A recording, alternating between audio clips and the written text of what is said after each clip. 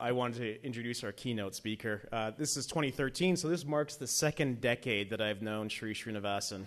I met him actually on the first day of my orientation when I started at Columbia University at the School of Journalism, and he had just gotten his degree, and he'd been hired, I believe, on a one-year contract to teach. And so I couldn't believe, as somebody who wanted to explore the world and become an adventurer as a journalist, that this guy got a degree from one of the best universities and journalism schools in the world, and he decided he wanted to stay put and turn things around for other students.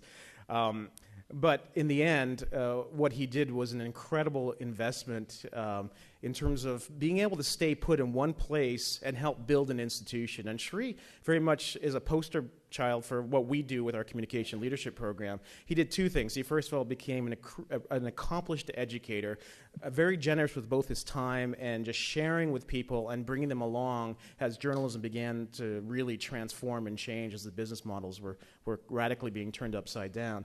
And equally important, he became a hugely powerful influencer. He built this amazing network. If Malcolm Gladwell had written The Tipping Point, if he'd known of Sri at the time, he would have probably included Sri in the book as a maven, as somebody who knows how to connect the dots and bring people together. And those two things, sharing content, creating and sharing content, and building networks around it is the bottom line to what we do in our program here. So when Sri called me and said he was going to be in Seattle for the first time since 1999 to work with MSN and offered his services, we said, yeah, we should definitely have him provide an event, and Sri does really amazing sort of hands-on type workshops to share with you, our community. So I'm really grateful that he has done this. And now he's gone from being the assistant dean of students at Columbia University Journalism School to their first chief digital officer. For many of you as journalists, you've been experiencing the upheaval for the last 10 years in your business model. Universities are facing it now.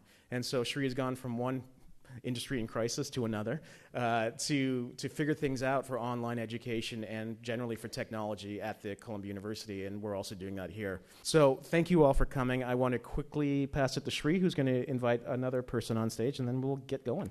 Thank you. Hi, everybody. Let's give Hansen Hossein a big round of applause.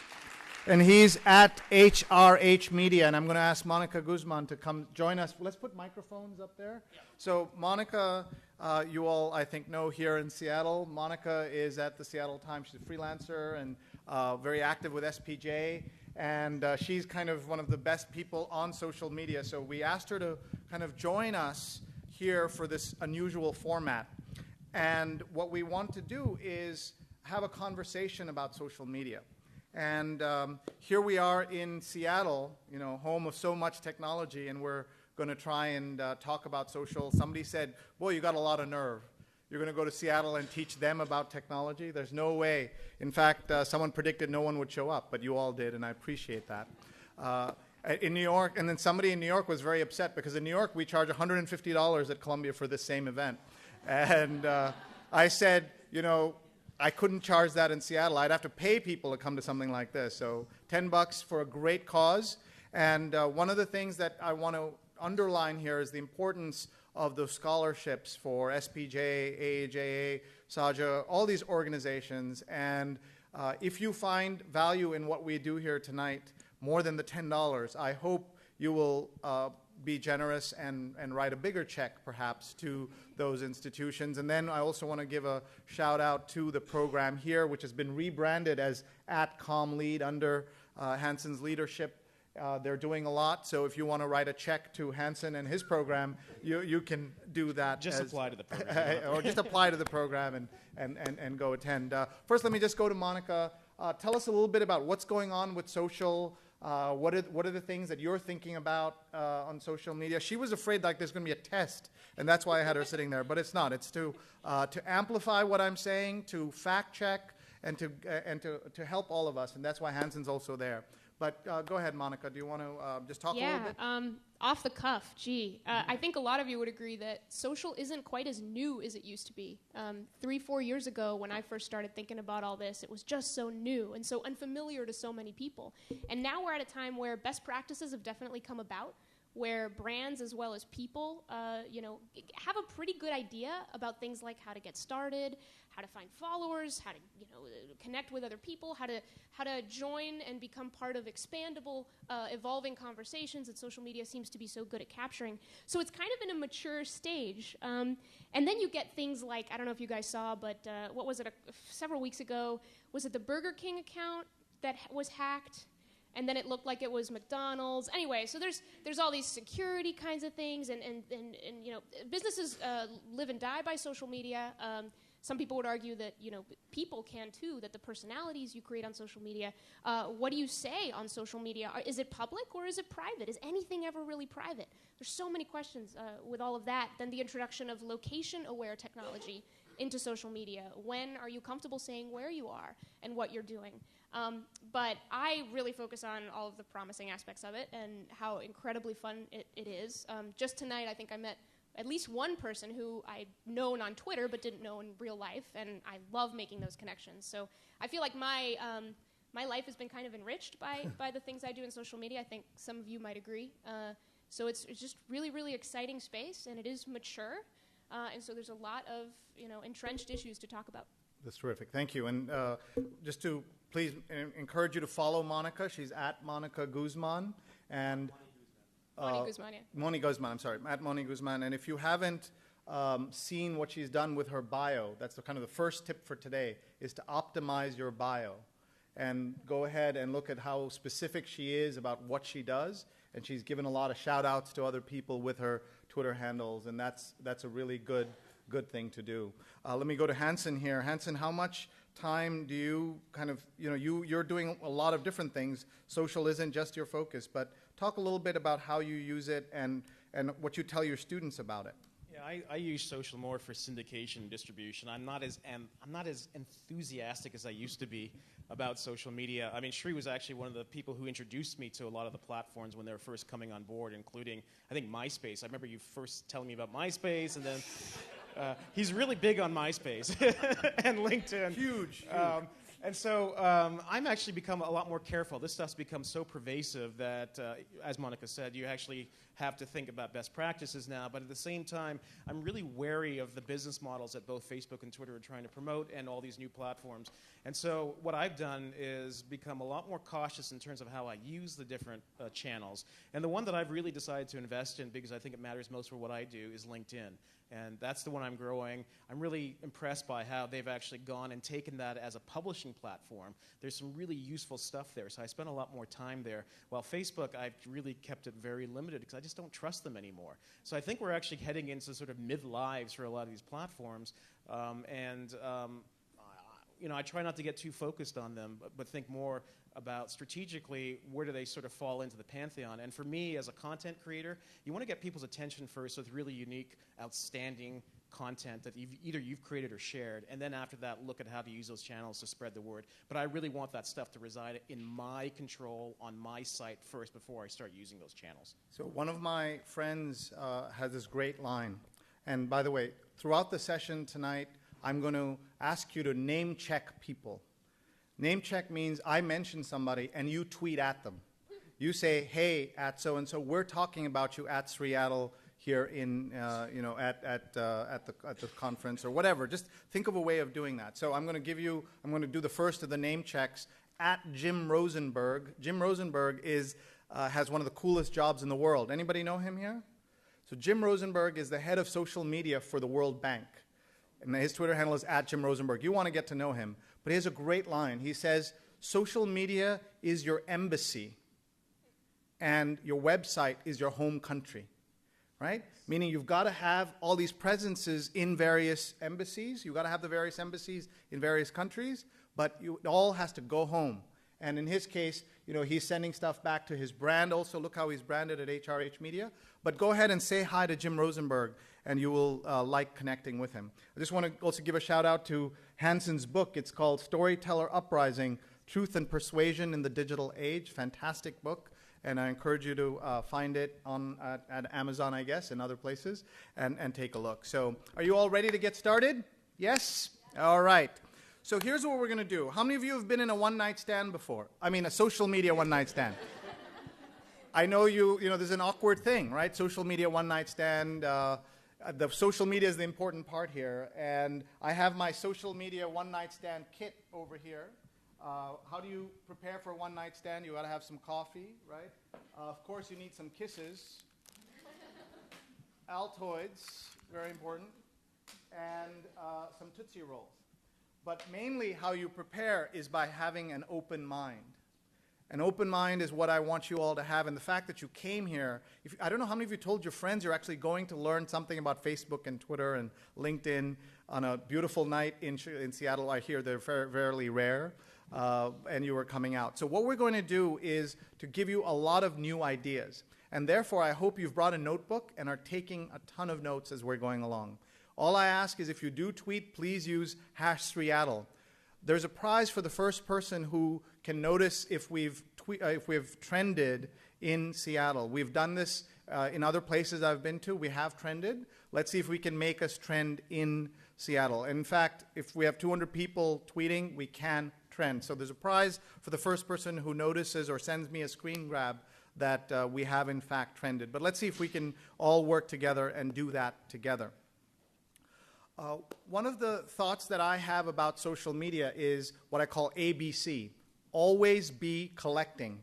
And that means you're always looking around for gathering information or items or data that you can use on your social media work. So the thing that you use for that is, of course, your smartphone. And all of us have that. I want you to pull out your smartphone, and throughout the session today, if you see something that's interesting, you take a picture. You collect it. And then you decide what you want to do with it at another point.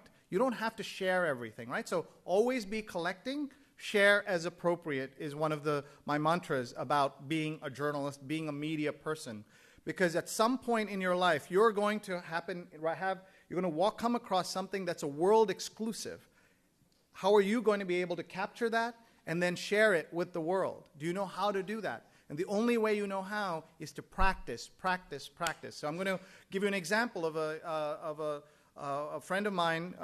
She became a friend of mine from social media named E.F. Stewart, at E.F. Stewart, S-T-E-W-A-R-T, who works at Kramer Books. Anybody familiar with that down in D.C.? It's one of the best bookstores, independent bookstores in America. And she came up to Columbia to take classes in social media like this, but over 4 nights. And she didn't understand what exactly she was learning. What was this building up toward? And then one day, the first family came shopping at Kramer Books. And all her social media learning was for that moment, right? One day, the equivalent of that is going to happen to you. That, the first family is going to come shopping at your store, or some terrible, horrible thing's going to happen in front of you. Do you know how to react, how to capture it, how to amplify it, how to get it out there? That's one of the lessons that we're going to work on today, but for that, you have to capture it in the first place. So please take out your phones. You see something come up, take a photograph, take pictures of people around you, take pictures of name tags. There's so many interesting things you can do. You can decide to share when you want, but collect it first. And also, don't sit in your seats all night. Get up, walk around, bring the camera up and take a picture. Be less shy than you might be at a session. We are going to go about 2.5 straight hours, maybe a little longer, and that means, if you sit for a long time, it'll be not good for you. We will take a short break, maybe 15 minutes. We'll see how it goes. Any questions before we start? Yes. How do you organize media that you're collecting? Well, unfortunately, I'm on the iPhone, and unfortunately, there are no easy ways to organize your photographs, right? They're all just in one long pile here, and that's one of the things I wish was a little different on this, and we can talk a little bit about that. I'm going to actually do a section that I call App Advice, and we're going to share tips on new apps or good apps that we should all know. So let me just walk you through a couple of things to just orient you to this. Some of you heard me playing music earlier, and I was playing a website called vidijam.com. Has anyone seen this? So you're 200 people, no one's seen this. vidijam.com. And what it does is, I call it Pandora for YouTube. Did you instantly get it? You understood what that means, right? 5 years ago, if I said Pandora for YouTube, you'd be like, huh? What are you talking about? Because Pandora didn't mean much, YouTube didn't mean much. But now you know instantly what it does, that you can say, play only Bob Marley or play music like Bob Marley. It's in fact a little better than Pandora because you can't force it in Pandora to play a certain song. And then you can hit next. It's got all these social actions here. You can tweet it, Amazon it, iTunes it, donate, etc. It's a fun little tool. Again, as I name check things, tweet at them, mention them, tell them that that we're talking about it here. And it's called Vidi Jam, and you can check that out. So that was one of the things I was doing. Also want to show you a new site that's new to me called Tagboard. Are there people from Tagboard here tonight in the back? And maybe you'll get a chance to say hello to them. Tagboard collects your social media, all the Sreeattle tweets, and puts them in this very neat board that you can look. Here are the tweets. Let's see if anyone's done an Instagram yet. No Instagrams. Come on, folks. You can do better than that. Let's see if there's any Facebooks. No, not yet. No Vines and no Google+. So everything's on Twitter, but you can go in and do that. It's called tagboard.com/Sreeattle if you want to see this. Go back and look at it later. And here's another tool called Seesaw. And this is just constantly pulling up the tweets that are going by, right? So it's called Seesaw. The address is sees.aw. Seesaw. sees.aw is the handle. So I want you to take notes. You don't have to jump into everything that I show you, but you have to kind of keep track of the ones that might interest you, and you can then pause it, share it, retweet it, etc. right from there. The other tool that I really like for displaying tweets is called Visible Tweets, and many of you know that.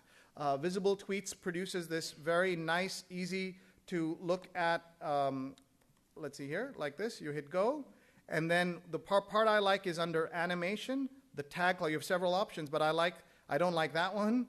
I like tag cloud. And watch how it comes very strong, ones like this. I don't know if that's a photograph that somebody's posted, but you're seeing here, this is a tag cloud that will eventually show up here as they do it. So definitely check that out. See Vidi Jam, very nice.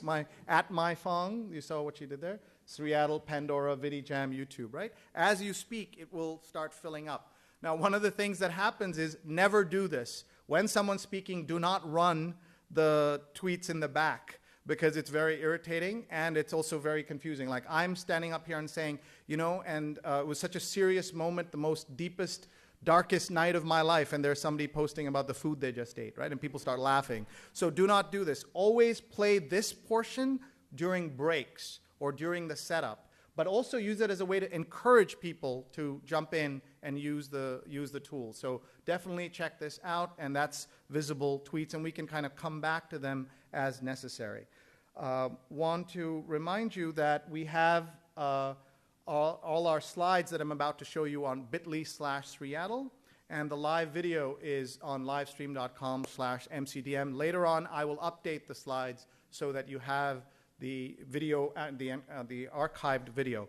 And what these two lovely people here are going to do is help us by speaking up if there's something that I get wrong or something that they want to add to the conversation.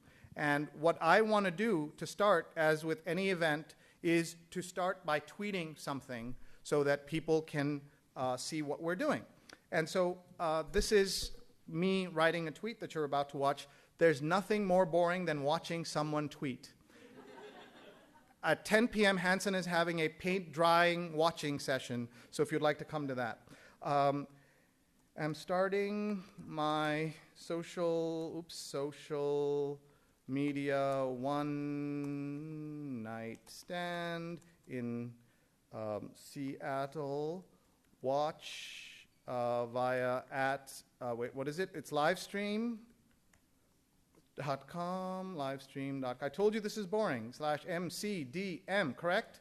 And slides at bit.ly. And by the way, bit.ly is one of the most underappreciated tools in all of journalism, and we'll show you why in a bit. Sreeattle, and tweets via #Sreeattle.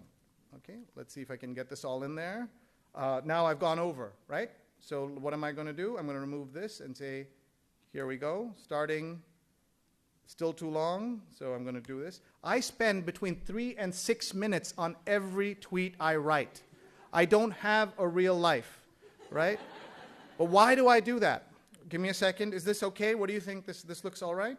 Now I'm going to send this, but I wince every time I tweet.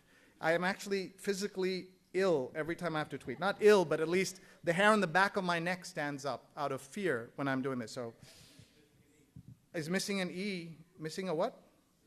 Sreeattle. No, this is Sreeattle. All right, Sreeattle. Thank you. See, that's why I have to double check. That's why it takes 6 minutes. Ready? Oh, and then Sreeattle spelled right now? Okay. Okay, everything okay? Wait, what, capital what? One night. No, I don't know. Where are the grammarians? Does the night need an end capped? Where the SPJ people? Come on. Where the Saja people? AJ people? Nothing like having 200 editors, people. This is so much fun. Okay, ready? I'm nervous, and I'm going to do this. Oh, it's gone. All right.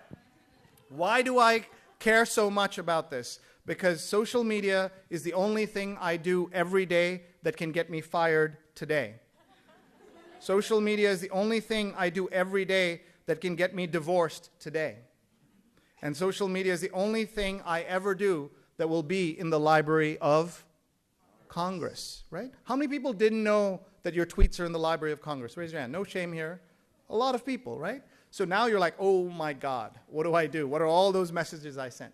And that's part of why we're here together, to learn how we can use some of these tools better. Why do I have this Nutella background? Anybody know? There was a really cool story, scary story, funny story out of New York. Nicole knows that. She's at Religion Beat. Belief Beat in the back. There's Nicole at Belief Beat, if you want to say hello to her. And Nicole knows that at Columbia there was a story that the dining services was spending $5,000 a week on Nutella. And I was like, $5,000 a week? We spend that in my house. I mean, in 1 week, no problem. That's how much we love Nutella. And I know that you teach communications here, Hanson. What they did, the PR office, because it turns out it was actually $450 worth of Nutella in all of dining services. They created a very funny response as a press release. So that's the one over there, bit.ly/CU Nutella, if you want to take a look at it. I'm just going to click through so you can see that. And they had a very, I thought, interesting approach to this, including a fake quote from me. And look at this, Nutella Gate exposed, it's a smear. Or as we say in New York, it's a schmear, right? And there's alma mater, and then there was a quote from me, a fake quote from me at the bottom that you can see right there, right? They kind of had fun with it. Hanson, what do you think about, you do a lot of crisis management stuff. What are your thoughts, not necessarily about this, but... Well, I mean, it was smart. They basically, first of all, it's the currency, right? You're taking advantage of the attention that's being momentarily paid to this, so you want to do it right. But humor is also a sensitive thing. I mean, Oreo also did a great job during the Super Bowl of taking advantage of that particular opportunity. So I think this was the right thing to do, and they did it well. But to execute is a sensitive thing. And it can go wrong. Did you see the Republican response to the State of the Union, Marco Rubio's water bottle thing? Yes. His official Twitter account tweeted a picture of I think it was Poland Spring water bottle, and everybody thought, wow. Instead of just staying quiet and kind of sitting in the back hoping this just all blows over, he made himself part of the joke. That's a great way to think about that. And here, 11 of you retweeted it. I'd urge all of you to retweet this to your audience so that you can all, so your audience can benefit from seeing all this stuff. I will, by the way, how I will be doing this, I'll show you some slides, and then I'll walk through several different platforms, the Facebook, the Twitter, the LinkedIn, etc. And as we do that, at the very end, I will give you my social media success formula. And I always leave it to the very end because otherwise people will leave. So I try to keep you here as long as I possibly can. So let me see if I can get you into these slides, okay? And here we go. I want to give you my contact information so that you have it. It's Sree.net. Sree@Sree.net is my email address. I hope this is the first of many conversations we have about social. And it is not Sree.com, which is a chain of motels in Florida. And so it's very important that you know the difference. I also have a good place for one-night stands. Yeah, exactly. Let's see how many bad one-night stand jokes we can make, right? That was a good one. So you say, Hanson. Facebook.com/SreeTips is my business profile and my business page, or I hate the term fan page. And then Facebook.com/SreeNet is my personal Facebook presence. And I encourage you to look at that. I also have a social media guide, which is bit.ly/SreeSoc. So you can take a look at that. And of course, please take out your cameras and film stuff as you need. As you heard from Hansen, I have two professions, as an educator and as a journalist, and the journalist profession has been completely disrupted, and now it's happening in education, as he pointed out.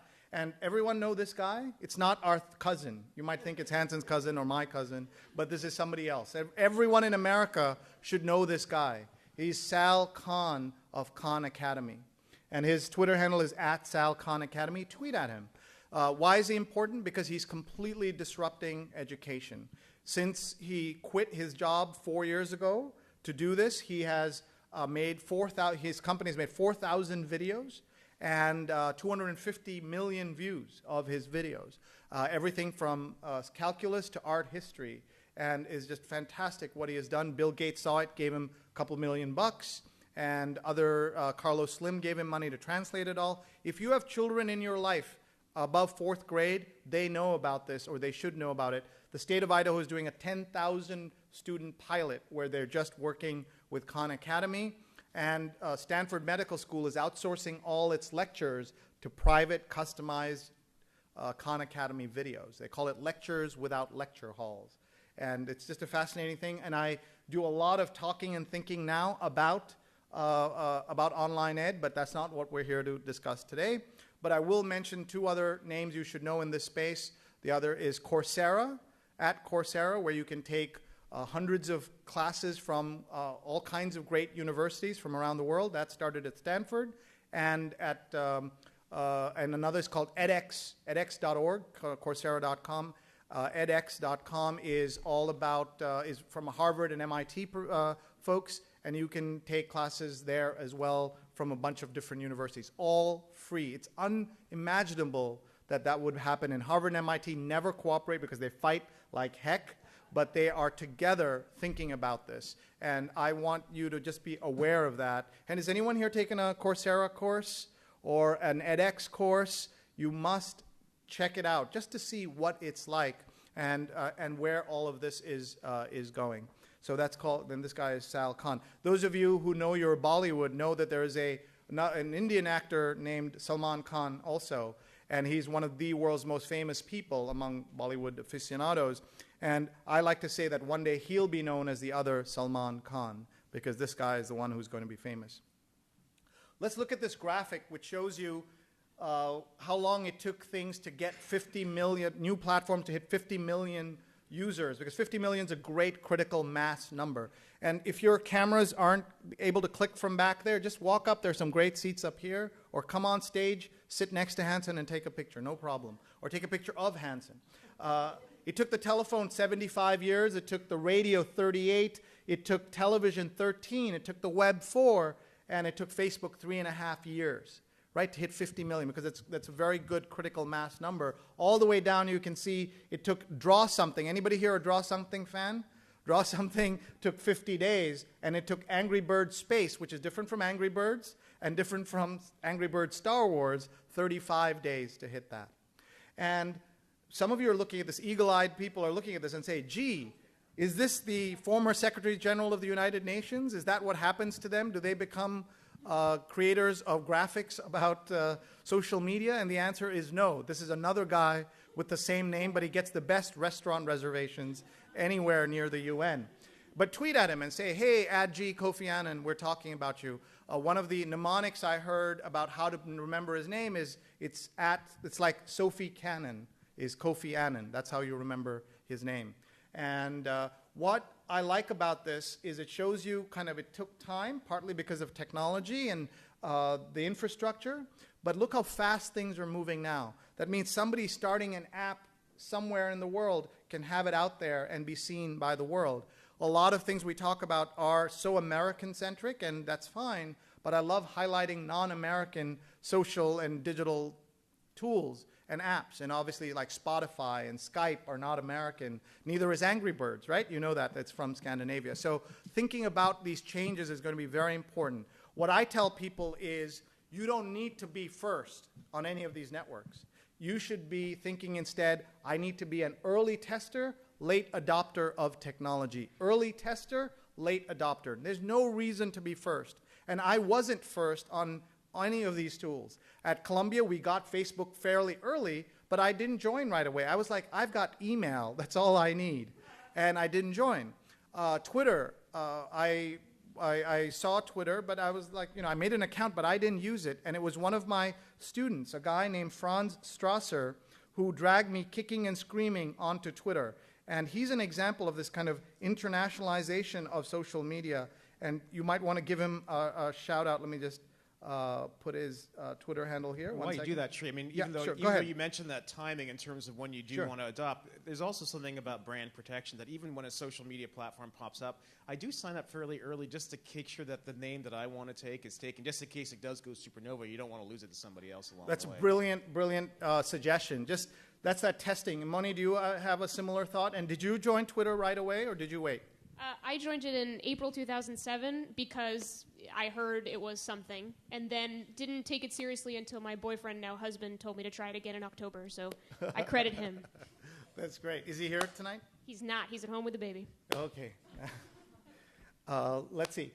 This is Franz Strasser. Give him a shout out or say hi to him on Twitter.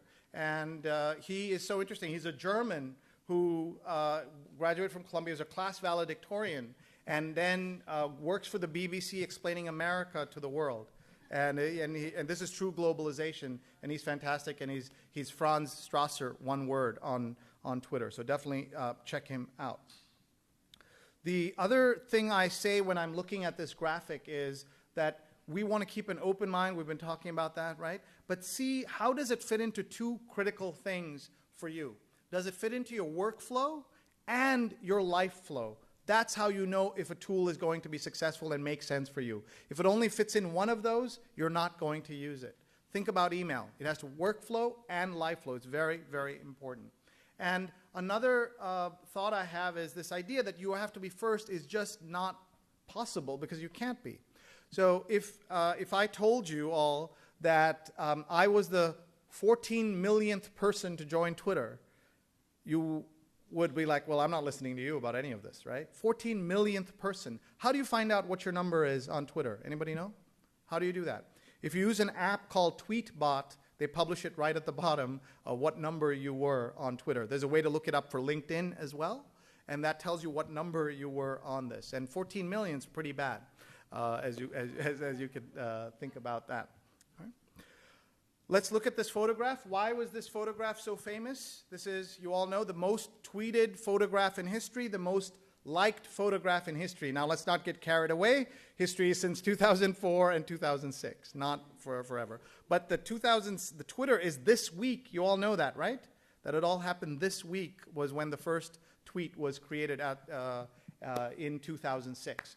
So this photograph is very important at understanding what has happened in social. And when you look at this, this was how the Obama administration, Obama campaign announced that they had won. It's fascinating to see how quickly things changed in 4 years. 4 years earlier, they did not use Twitter or Facebook to announce that they had won. What tool did they use? Anybody? Somebody? SMS, right? Text messaging is what they used. 4 years later, they're using Twitter. And when you look at this, several lessons here. One of them is the importance of photographs. And that's why I encourage you, pick out your cameras and just take pictures. Throw them up on Instagram or just keep them for yourself, but keep using that camera to take pictures. If you're worried like I am that you'll lose power, which is always my worry, borrow some juice from one of your friends. We're all at a one-night stand. It's fine. Picture. So you're going to see when we talk about Facebook a little later how big the Facebook pictures are getting, right? You all heard about this? Really big photographs on Facebook. And that has had an impact. This was a user-led revamp of Facebook because readers were responding to the big pictures, and they are now going to the big pictures, as you will see. The other thing that when I look at this, one of the biggest complaints about social media is that social media is a beast and you got to feed it all the time. It's absolutely true, but I like to think of social media as a goat. Why a goat? Because goats eat old stuff. They eat old content. It is absolutely important in breaking news and typical news situations to have the freshest possible content. But we underestimate the value of archival material, of representative material, of things that give you a sense of something without being the actual thing. And this is an example of it. This is not November in Chicago inside a hotel at 10 p.m., right? What is this? This is outdoors in Ohio in August. And that's what you're seeing here, that they took the picture that was representative in their minds. You may have read about this, that they had a choice. It was this one or flip side, where it was a picture of Michelle, and you would see only the back of Barack on that. By the way, you know that Michelle Obama has joined Twitter. What is her, just in the last couple of weeks, what is her Twitter handle? FLOTUS, right? F-L-O-T-U-S, First Lady of the United States. Big mistake by Michelle Obama. Why was this a mistake? This was a case of the bureaucrats who run the First Lady's office running amok. Because she doesn't know any better, she accepted that it be FLOTUS. What's going to happen when she leaves office? She's going to be a young woman when she leaves office, and she's going to have to leave all those followers behind, right? That's a problem. And that's the kind of thing that you should be thinking about. If you work in a news organization, think about, unless they force you to put their initials on your name, do not build your brand around the place where you work unless you think it's really worthwhile. Somebody else said this, putting your employer's name is like tattooing your boyfriend's name on your arm, right? And it may work out. We hope it works out. It worked out for Moni, but it doesn't always work out. And the other big disaster about this is what will happen when Bill Clinton joins that office? Some of you get it. All right. So that's going to be a major problem in that office. But anyway, the other thing that I learned from this is this had more than, I think, 2 million likes on Facebook. 2 million likes, or 4 million likes. But the same photo posted on Facebook 4 years earlier had 0 likes. Why was that? Anybody know? Because the like button had not been invented. It wasn't invented till March of 2009. And think about how the like button is something we use every day in journalism, did not even exist 4 years ago. That's how fast things just fit in and become part of our lives. So let me pause here and talk to our two folks out here. I feel like this is Meet the Press or something. But Moni, any thoughts as you look at this, or any of the things I said? Just kind of jump in if you would like to add something. I mean, gosh, it's all over. When I heard about this being the most retweeted photo, one of the things I think of is how powerful and influential and important emotion is in social media.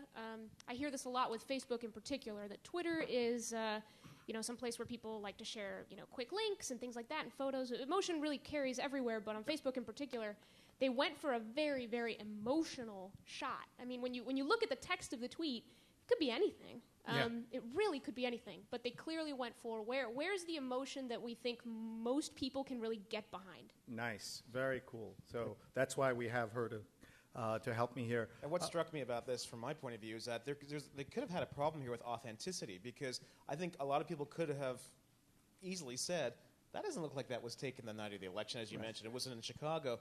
And so, was this canned? Was this ready to go all along? And yeah, it's great that it was liked, but it feels like part of the PR campaign. But I think because of what Monica said, is that because it captures such a beautiful emotion, this is why people were willing to overlook that and still see it as authentic. The other thing is, look at what The Economist did. They could have picked any picture, but they used this because they hoped it would trigger little inspiration when you're looking at the cover. Maybe you'd buy it because you saw it already. And that's what you see here. And then they remixed it, right? You saw they did a mashup, Now Hug a Republican. Well, people took that and put it on Tumblr and said, now hug an environmentalist. Now, and now hug a whatever. You could build your own story out of this. And that's new, and that's kind of fun as well. This is a time of a lot of media experimentation, as you know. And look on the right. This is the Associated Press. And they did a sponsored tweet, this, at CES. And what I loved about this is, look at the bottom, if you can see it. Some person named Sati says, at AP, you can't be serious, bro. And it's like, yo, you can't be serious. So here's some person being able to talk directly to the Associated Press. That's the new world we live in. And then on the left, you're familiar with this. They discovered there are thousands, millions of printers not being used for news, and they decided to use it. What are they doing now? These are restaurant credit card receipts. And in a hotel, in a restaurant in Washington, when you get your bill, you get the latest AP wire built in. And some of you might think this is the coolest thing ever, and some of you might be horrified. I did, on Twitter, you often see things, but you don't follow up, and I saw a headline about a toaster that burns onto your toast the latest headlines. I don't know if that is true. If someone wants to look it up and let us know if that in fact is a real thing or like a fake thing. But this is the world we're living in, where we're doing a lot of experimentation. Some of you remember this giant hashtag, the largest hashtag probably in the history of magazines, and it was for the final issue. But I love the way it's juxtaposed against what you see in the background with the Newsweek building and an old New York photo, right? But now I'm going to share with you the dirty secret of social media, and I'm going to give you a second to pull out your cameras and take a picture of this. So you're looking at this and say, gee, this is why I signed up for 4 hours of insanity on a nice Monday night. If this is true, why the heck am I doing this? What is the point, right? Well, this is absolutely true, that almost everyone will miss almost everything you do on social media. And that should give you a sense. So you might say then, gee, why, Sri, are you so careful if everyone's going to miss? The rule I've learned is if you screw up, everyone will see it. But if you have this very carefully crafted, beautiful tweet that's going to change the world, nobody will see it. And that's we need a law for that. I don't know what we'll call it. But if you look at this, almost everyone will miss almost everything. Why is that? The reason is there are just too much social media. And one way to quantify that is it took Twitter 3.5 years to hit the first billion tweets. Now they hit 1 billion tweets every 2.5 days.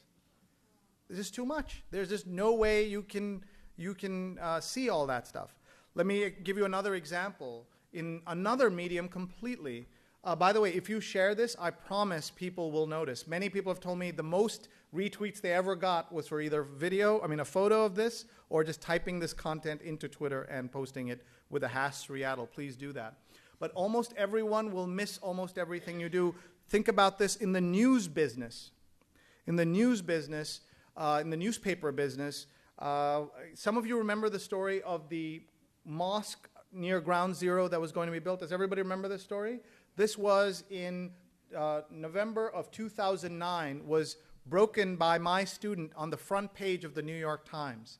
And the student's name is Sharaf Mawjood, who is actually now the vice president of Saja, and his Twitter handle is just Mawjood.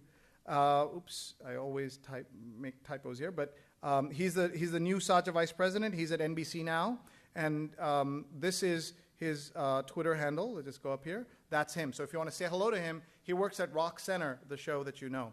And he broke this on the front page of the New York Times and barely made a blip. Some people noticed. It was an interesting story. But it wasn't until the following May when Sarah Palin, if you remember her, went on the Laura Ingraham show and called it a victory mosque and all these terrible things that it kind of caught fire and everybody paid attention. So one of the lessons is the importance of influencers in your lives. And I'm going to show you a tool to find those influencers. And one of the reasons why we think about this is that you can be on the front page of the New York Times but not have the impact until an influencer takes it and accelerates it out there in the media space. And there are many, many examples of that. But what we have to be thinking about as journalists and media people is, are we doing every single thing we can to accelerate this and get it out there? I've been on the Today Show 40 times. I bet no one here has ever seen me on TV. I've been on CNN a lot. No one's ever seen me on TV, right? It's, I'm on TV every week, and obviously some people watch me, but no one at my office watches me, and I realize no one at my home watches me. And by the way, my wife and kids are here. This is a family vacation that I'm spending with you all. So if you want to do a nice hello and a thank you to my wife, I'm sure she would appreciate it. She's stuck somewhere in Bellevue with two 9.5-year-olds. Please, someone watch this, the police scanners in case they're causing havoc anywhere. But her Twitter handle is @RupaOnline if you want to say hello to her. But So I one day came home, and she promised that she would make them watch my segment on local station in New York. And I came home, and she said, well, we were flipping the channels, and we came across the penguins of Madagascar. And we picked the penguins over Daddy, right? That's the world we live in, where we think we can just get on the Today Show, our product will sell, and we'll be great. It is just not the case. You have to work hard. I have this idea that I want to do a workshop I called No One's Going to See Your Tweets, or Nobody Cares. That's a problem, right? Let me go to our expert panel here. Any thoughts on this? You don't always have to respond if you don't have something, but if you want to jump in, please do. I'm too busy tweeting. Okay.